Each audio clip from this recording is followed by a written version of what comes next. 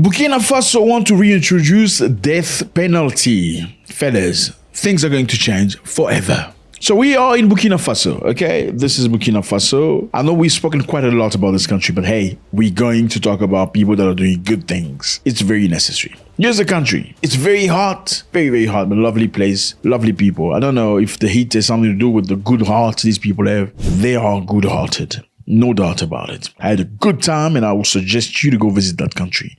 Now, I know it's controversial. Good-hearted people with death penalty. But you need to understand the context. The Burkina Faso want to reinstate death penalty. The government says they're considering the move after the capital punishment was abolished in a West African country in 2018. The last execution in Burkina Faso was carried out on the 19th September 1988.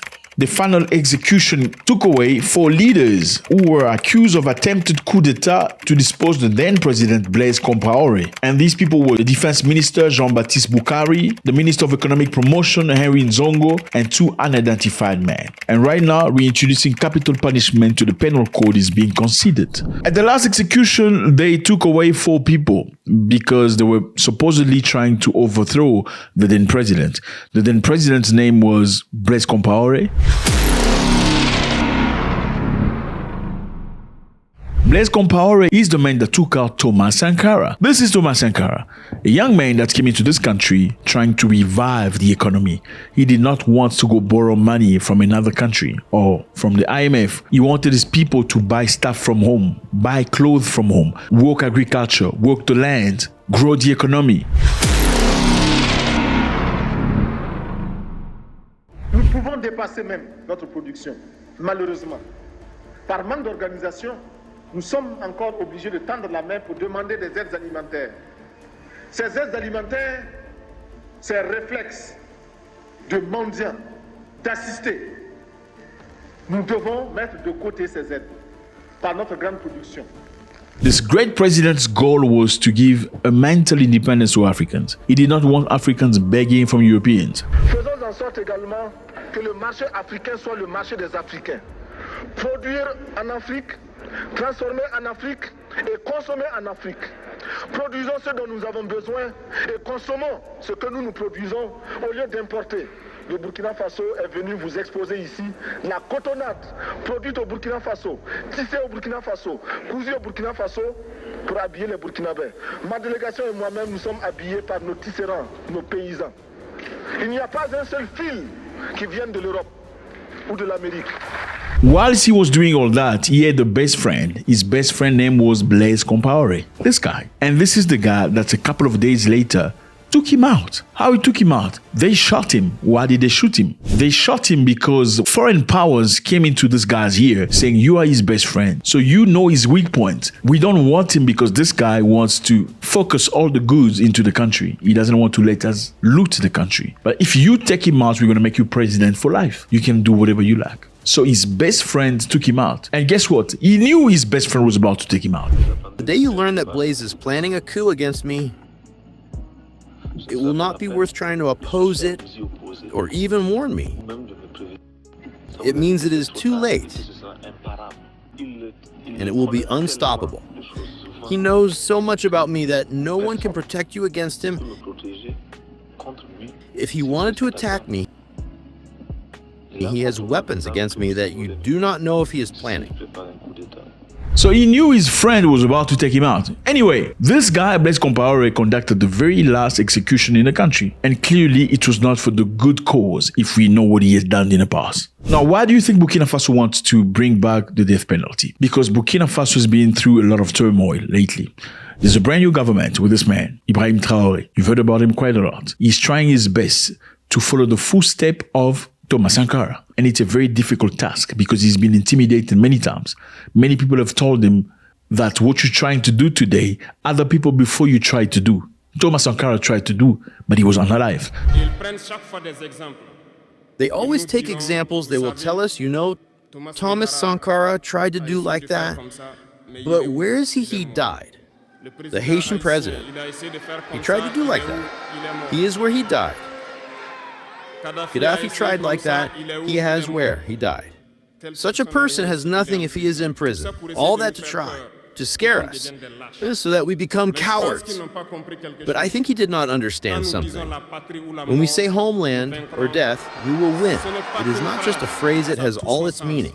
We are not afraid, and we will never be afraid. So the reason why they want to bring the death penalty back is because he's facing a lot of opposition. There's a lot of traitors, a lot of people trying to overthrow the government. Why is that? Let me give you context. The country has been colonized for many years by France. In 1960s, France left officially the country, leaving them to be independent, to run their own economies. But in reality, many experts believe it's not truth. France continued to control the country because even the currency used in Burkina Faso is printed in France today. This president came into power because the people were unhappy, tired of previous president. Previous presidents were not adequate because they were being accused of serving France instead of saving the people of Burkina Faso. That is when Ibrahim Traoré and his group of people came into power. Now, this guy has cut ties with France and many European countries because they were not happy to see him cut ties with France. You see that? Europeans hate it when an African country cut ties with one of them. They will cut ties with you, but Africans will never do the same. Anyway, let's get back on track. Since he's chased France out of the country, there have been many coup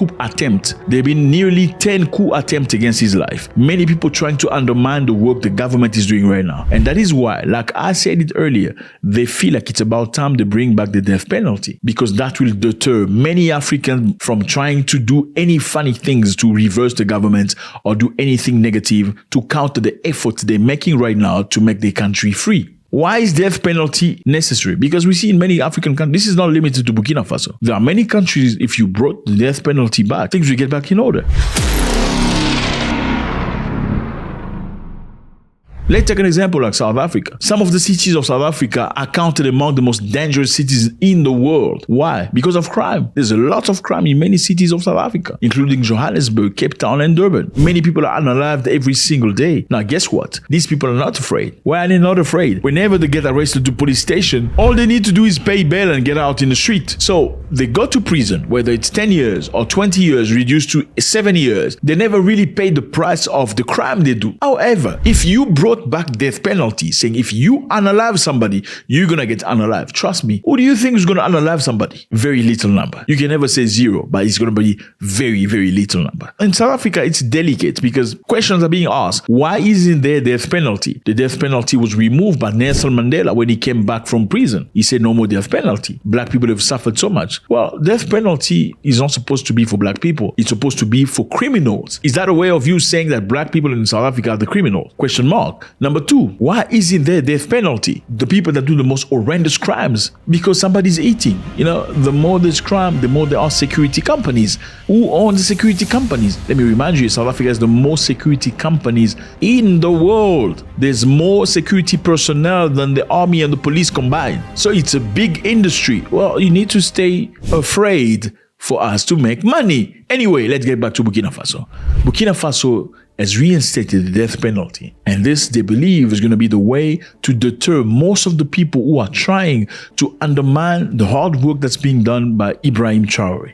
Now, is this 100% right? Absolutely not. Because there could be some people that will be condemned unfairly in certain situations. Because in order for them to execute them, there should be thorough investigation so they don't execute innocent people. Let me know how you feel about this. Is this a good move by Burkina Faso or not? Do you think your country will be better if there was death penalty, even for politicians that steal money from government? Do you think Nigeria will be a much better place? There'll be less people running away from Nigeria, going to some other countries and being accused of doing crime if Nigeria utilized its resources for the people of Nigeria without having to call people Oga, chief. Why do you chief people Oga? Because they have money. Will those people really have that kind of money if there was death penalty for anybody that's involved in corruption? Maybe not. So instead of saying chief boss and thinking it's your culture and tradition, maybe it's about time to realize that democracy has nothing to do with tradition and culture. God bless.